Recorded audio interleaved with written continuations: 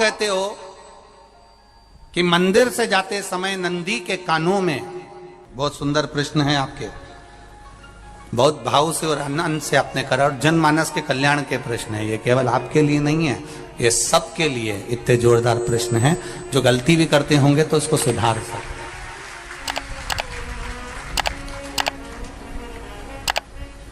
आपने कहा कि नंदी के कानों में कहना चाहिए, लोग हंसते हैं, कहते हैं बताओ वो नंदी के कानों में भगवान को कहना चाहिए।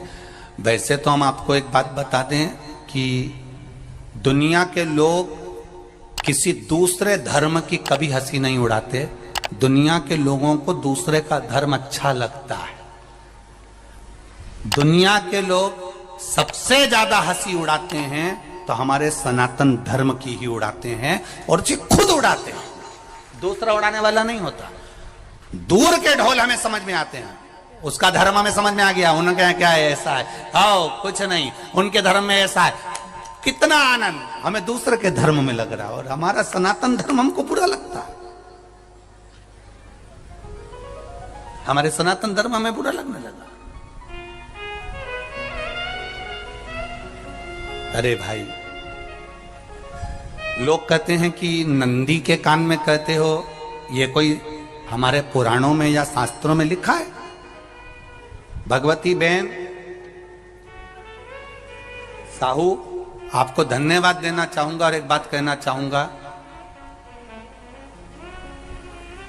जितनी भी शिव महापुराण के अंतर्गत चाहे उपाय जो बताए जाते हैं कि बेलपत्री ऐसे चढ़ाना, काली मिर्च ऐसे चढ़ाना, चावल ऐसे चढ़ाना, धतूरा का क्या महत्व है, शमी के पत्ते का क्या महत्व है, बेलपत्री के पत्ते का क्या महत्व है, ये जितनी भी बातें बताई जाती हैं ये सब पुराण के अंतर्गत से बताई जाती है। अब दुनिया के लोग इसको चाहे टोटका कह दें, चाहे दुनिया के लोग इसे टोना कह दें, पर पुराण से हटकर कुछ नहीं। और आप लोगों को अगर बोला है कि नंदी के कान में कहकर भगवान शंकर के मन में बात पहुंचे, तो ये क्यों कहा, तो ये भी हमारी शिव महापुराण में लिखा है, जलंधर के चरित्र में।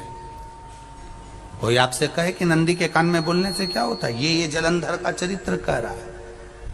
मां पार्वती जी का हस्त कमल पकड़कर जलंधर लेकर जाने लगा।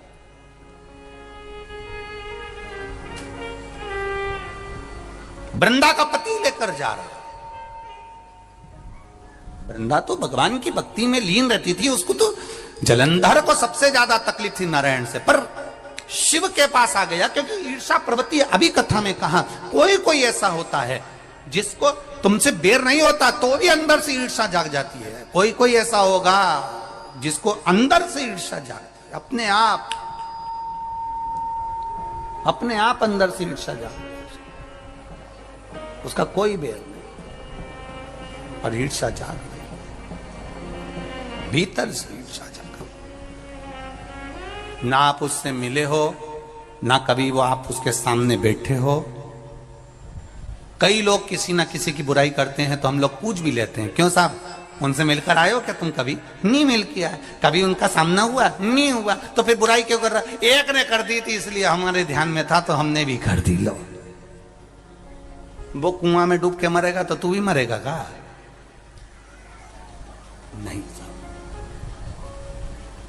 नंदी सामने बैठा है, गणेश जी को मालूम पड़ गया, कार्तिकेय को मालूम पड़ गया, मां पार्वती जी का हस्त कमल जलंधर ने पकड़ लिया और लेकर चला। मालूम पड़ गया, तब नहीं रहा गया। गणेश जी को क्रोध आ गया और गणेश जी महाराज आए, शिव जी को जगाने लगे, पिताजी पिताजी पिताजी कर कर जगाया, उठो पिताजी, पिताजी उठिए, पिताजी जागिए, पिता को जगा रहे हैं। भगवान शंकर नहीं उठे, तप में लीन थे। क्या करें हम? जलंधर के पास में इतना बल है, इतना बल है, और पिता की आज्ञा नहीं होगी तो हम कैसे मार देंगे इसको? मारने को तुम मार दें। मां ने आज्ञा करी थी कि जलंधर उसको तारकासुर को मार दो, तो कार्तिकेय ने तारकासुर को मार दिया। शिव जी की आज्ञा नहीं तो हम इसको कैसे मारें? क्या करें? सब कुछ गणेश जी ने देख लिया, शंकर जी के ऊपर बहुत बहुत बहुत बहुत प्रार्थना कर कर देख ली, पर शंकर जी नहीं जागे। तब आखिरी में विनायक ने, गणेश ने, जितने लोग आस्था चैनल पर कथा सुन रहे हैं, जितने लोग फेसबुक यूट्यूब पर कथा सुन रहे हैं, इस बात को याद रखना कि नंदी के कान में कहने से क्या होता है वो ये इस कथा से सीख लेना। आखिरी में गणेश जी को लगा किसको कहूं, शंकर जी भी तप में है, नंदी भी तप में है, मैं किसको कहूं? शिव जी को कह के कर थक गया, पिताजी को बोल बोल कर थक गया, पिताजी जागते नहीं। अब मैं किसको कहूं ये बात, किससे कहूं?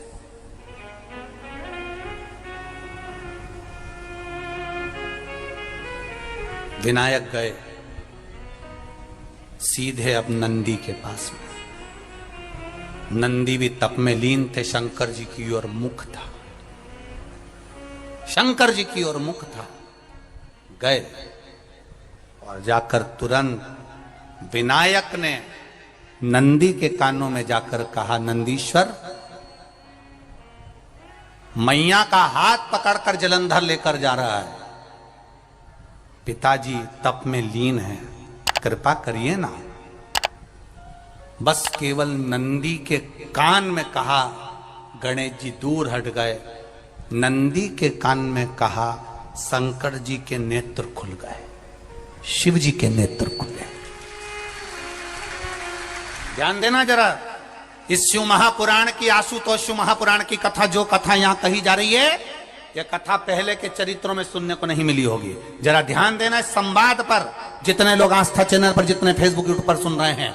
सनातन धर्म की हंसी उड़ाने वाले कह देते हैं नंदी के कान में कहने से क्या होता है, नंदी के सामने जाकर बोलने से क्या होता है, नंदी के पास बैठकर बोलने से क्या होता है, नंदी के पास बैठकर शंकर जी का मात्र दीदार करने से क्या होता है, दर्शन करने से क्या होता है। वो अच्छे से समझ लेना, जो लोग सनातन धर्म पर उंगलियां उठाते हैं वो अच्छे से समझ ले इस बात को।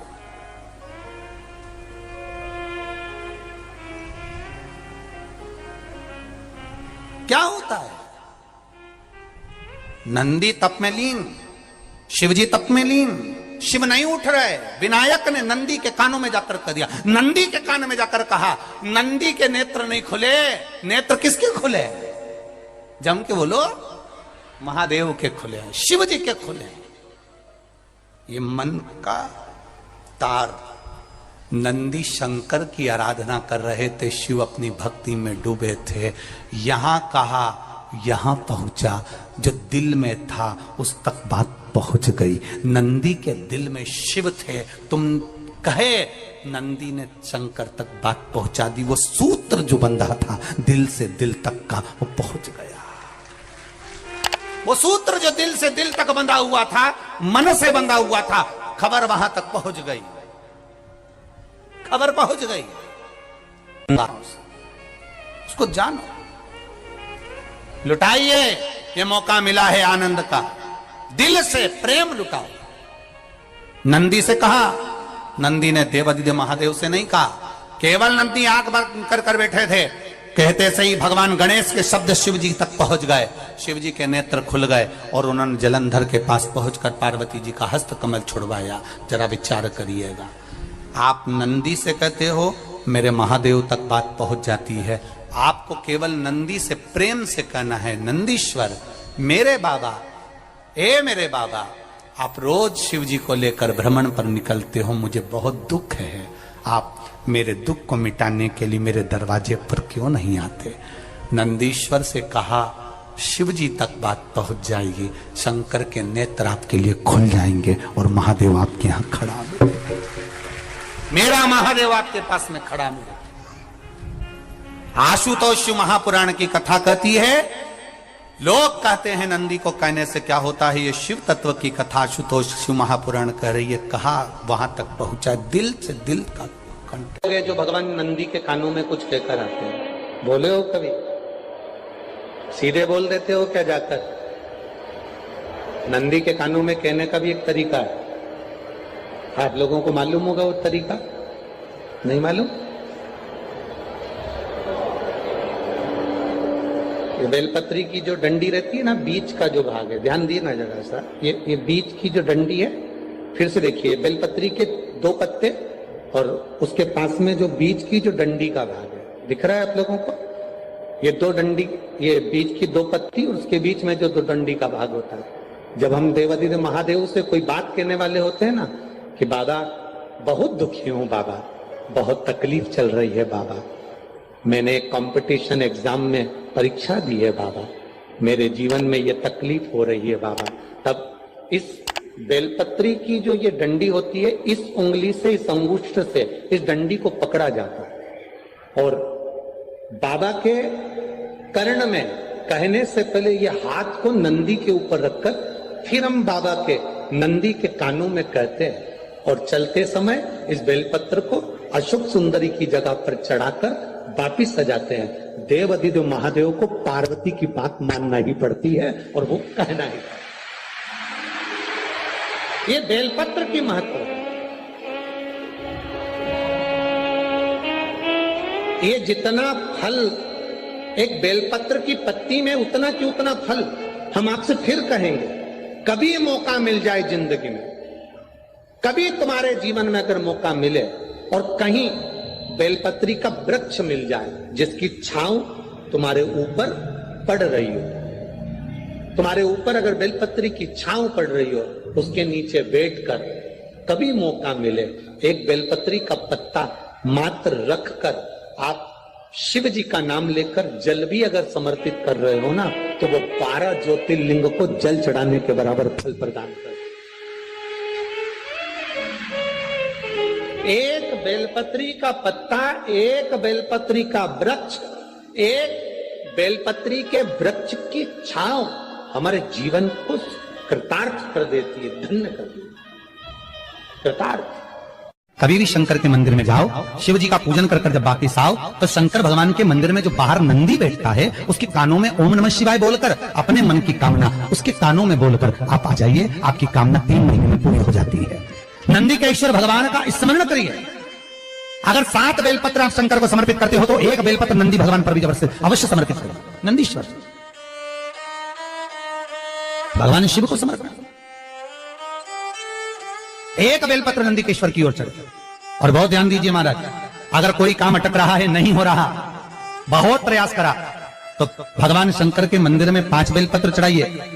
और शंकर भगवान की जो छोटी लड़की है अशोक सुंदरी, आपको बताया था ना अशोक सुंदरी का स्थान, भगवान शंकर की 6 लड़कियां हैं, उसमें से सबसे छोटी लड़की अशोक सुंदरी की जगह पर 1 बेलपत्र चढ़ाइए।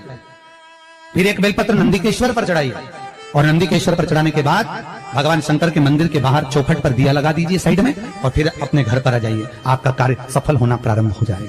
नंदीकेश्वर भगवान नंदीकेश्वर का स्मरण कर लेने पर जीव आनंद सुख की अनुभूति करता है, आनंद सुख को पाता। भगवान नंदीकेश्वर का पूरी दुनिया में केवल एक केदारनाथ ही एक ऐसा है जहां पर ओम कुंड विराजमान है। कौन सा कुंड है वहां पर? ओम कुंड।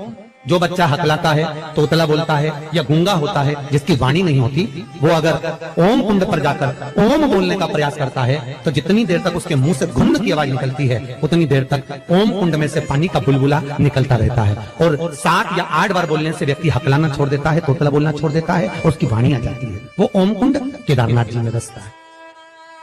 कहां बसता है?